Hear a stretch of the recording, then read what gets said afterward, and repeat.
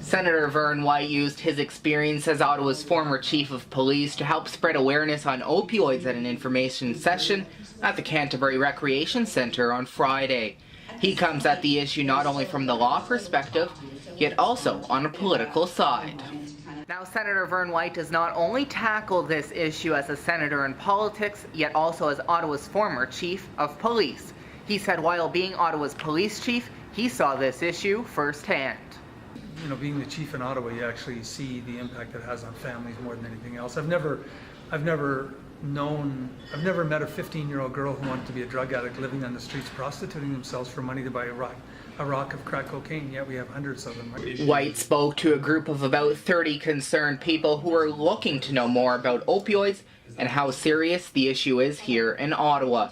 He says we are in a crisis and have been for about a year and a half. Would you say that we're in a crisis? Oh, absolutely in a crisis. We've been in a crisis for 18 months though. I mean, Vancouver was having 2-3 people a day die 18 months ago. I mean, it's a national crisis right now. And the scary part is it's going to be much worse before it gets any better.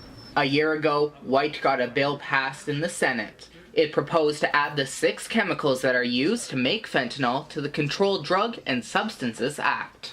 So we passed the bill a year ago, and then the government immediately implemented the ingredients to the listing under the Narcotic Control Act, so that or the Food and Drug Act, so that actually have to be permits required to possess any of those ingredients.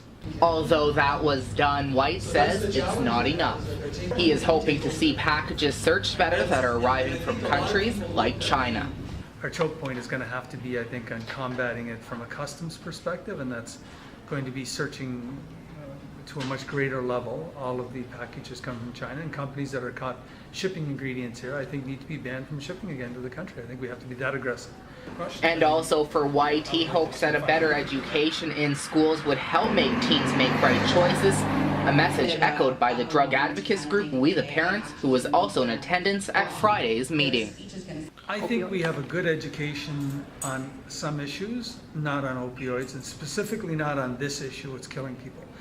I think the education program we have in place is around trying to help young people make the right decisions, right? I think our challenge now is that those right decisions previously aren't enough, because telling young people not to take, an opioid or heroin is one thing. Now we find out that, something else they were taking maybe was a half a Percocet from a friend.